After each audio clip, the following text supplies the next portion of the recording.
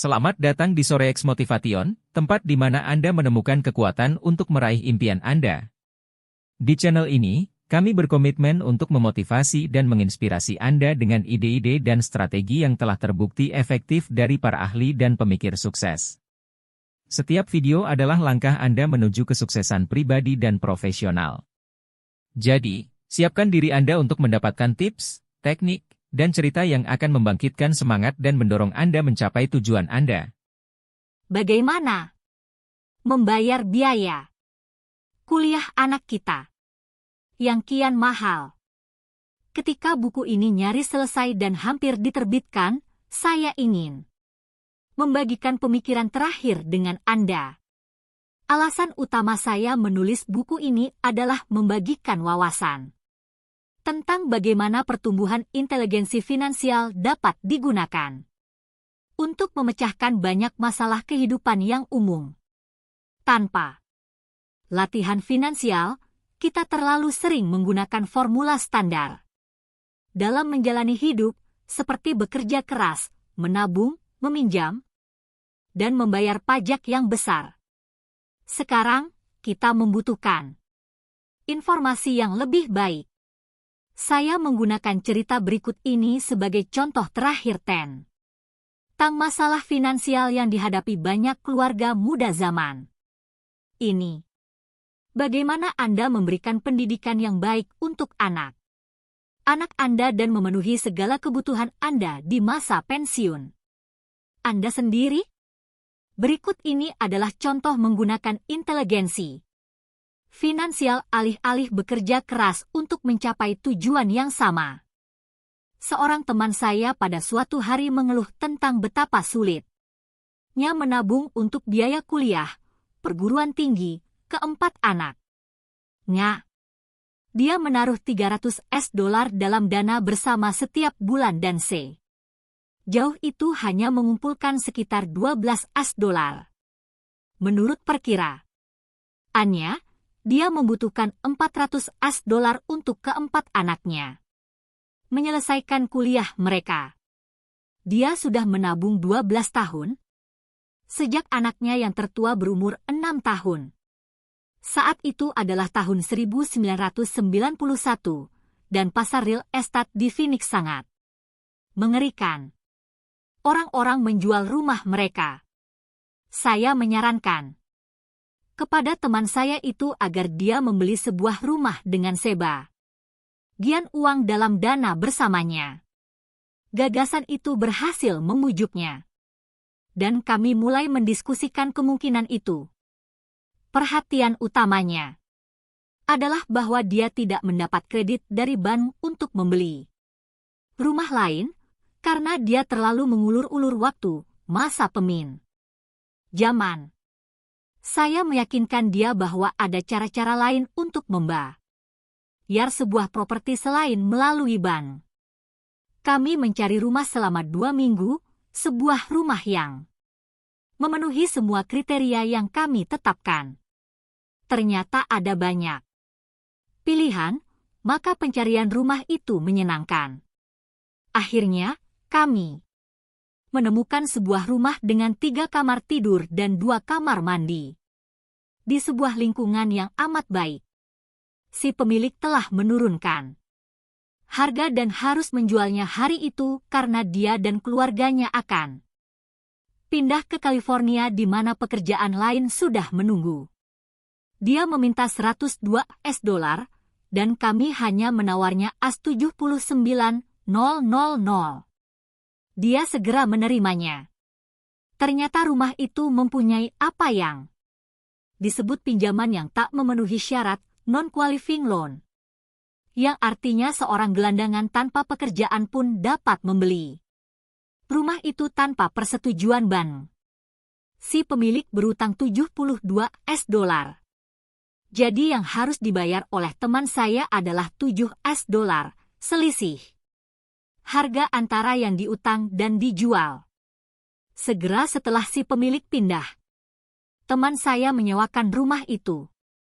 Setelah semua pengeluaran dibayar, termasuk hipotek, dia masih mengantongi sekitar $125.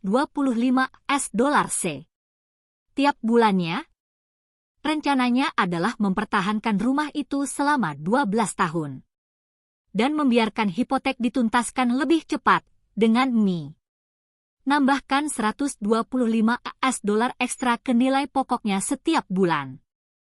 Kami membayangkan bahwa dalam 12 tahun, sebagian besar hipotek akan lunas dan dia mungkin bisa menyisakan 800 US dolar sebulan pada saat anaknya yang pertama masuk perguruan tinggi. Dia juga dapat jual rumah itu jika harganya layak.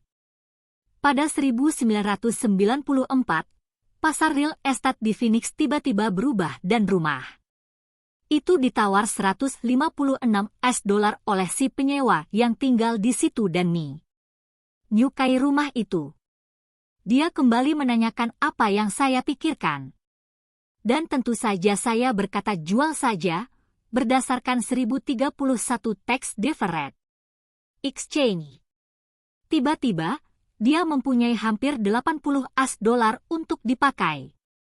Saya menelepon teman saya di Austin, Texas, yang kemudian memindahkan uang bebas pajak ini ke gudang kecil milik kemitraan terbatas. Teman saya, dalam 3 bulan kemudian, mulai menerima cek tidak kurang dari 1 US dolar per bulan yang kemudian dia masukkan ke dalam College Mutual Fund, dana bersama kuliah, yang sekarang bertumbuh jauh lebih cepat. Pada 1996, gudang kecil itu dijual dan dia menerima sebuah cek senilai hampir 330 US dolar sebagai hasil dari penjualan yang diputar kembali ke dalam proyek baru yang akan menghasilkan lebih dari 3 US dolar sebulan dalam pemasukan, dan lagi-lagi, itu masuk ke dalam College Mutual Fund. Sekarang dia sangat yakin bahwa targetnya yang 400 US dolar itu akan mudah dipenuhi. Dan itu hanya butuh 7 US dolar untuk merintisnya dan sedikit inteligensi finansial. Anak-anaknya akan mampu mendapatkan pendidikan tinggi yang mereka inginkan dan kemudian dia akan menggunakan aset pokok yang dibungkus dalam korporasi C-nya untuk membayar masa pensiunnya. Hasil strategi investasi yang sukses. Ini adalah dia akan mampu pensiun lebih dini. Terima kasih karena membaca buku ini. Saya berharap buku ini memberikan beberapa wawasan dalam menggunakan kekuatan uang untuk bekerja demi Anda. Zaman ini, kita membutuhkan inteligensi finansial yang lebih besar untuk sekadar bertahan hidup. Gagasan Tang dibutuhkan uang untuk menghasilkan uang adalah pemikiran orang yang tidak canggih secara finansial.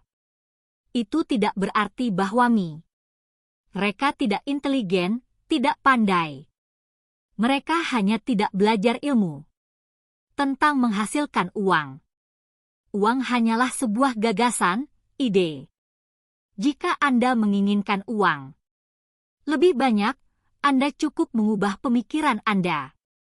Setiap orang yang maju atas usaha sendiri mulai kecil-kecilan dengan sebuah gagasan, kemudian mengubahnya menjadi sesuatu yang besar. Hal yang sama berlaku untuk investasi. Hanya dibutuhkan beberapa rupiah UN untuk mulai dan mengembangkannya menjadi sesuatu yang besar. Saya menemui begitu banyak orang yang menghabiskan hidup mereka UN untuk mengejar transaksi besar atau berusaha mengumpulkan banyak uang untuk mendapatkan transaksi besar, tetapi bagi saya itu adalah hal bodoh. Sudah terlalu sering saya melihat para investor yang tidak canggih mempertaruhkan uang mereka yang sangat banyak ke dalam satu transaksi dan kehilangan hampir semuanya dalam waktu singkat. Barangkali mereka adalah pekerja yang baik, tetapi mereka bukan investor yang baik. Pendidikan dan kebijaksanaan tentang uang sangatlah penting. Mulailah dari dini, jangan ditunda. Belilah buku pergi dan ikutilah seminar. Praktekkanlah. Mulailah kecil-kecilan. Saya mengubah uang kontan $5 menjadi $1.000.000 aset yang menghasilkan $5 arus kas setiap bulan dalam waktu kurang dari 6 tahun. Tetapi saya mulai belajar ketika saya masih anak-anak. Saya mendorong Anda untuk belajar karena ini tidak terlalu sulit. Kenyataannya, ini mudah begitu Anda mengetahui atau memahaminya. Saya kira saya sudah menyampaikan pesan saya dengan jelas. Apa yang ada di kepala itulah yang menentukan apa yang ada di tangan Anda. Uang hanyalah gagasan. Ada buku yang sangat bagus yang disebut Think and Grow Rich. Judul buku itu bukan bekerja keras dan menjadi kaya. Belajarlah untuk membuat uang bekerja untuk Anda. Dan hidup Anda akan lebih mudah dan lebih bahagia. Sekarang, janganlah memainkan uang dengan aman, tetapi mainkanlah dengan pandai, dengan cerdas. Terima kasih telah menonton episode kali ini di Sore X Motivation. Semoga konten hari ini memberi Anda dorongan dan wawasan yang Anda butuhkan untuk mencapai tujuan Anda. Jika Anda menemukan nilai dalam video ini, jangan lupa untuk memberi like, berbagi, dan tinggalkan komentar di bawah tentang apa yang paling memotivasi Anda. Dan pastikan untuk berlangganan dan tekan tombol notifikasi, agar Anda selalu mendapatkan update terbaru dari kami. Teruslah berjuang, teruslah belajar, dan ingatlah, kesuksesan adalah perjalanan, bukan tujuan akhir. Sampai jumpa di video berikutnya.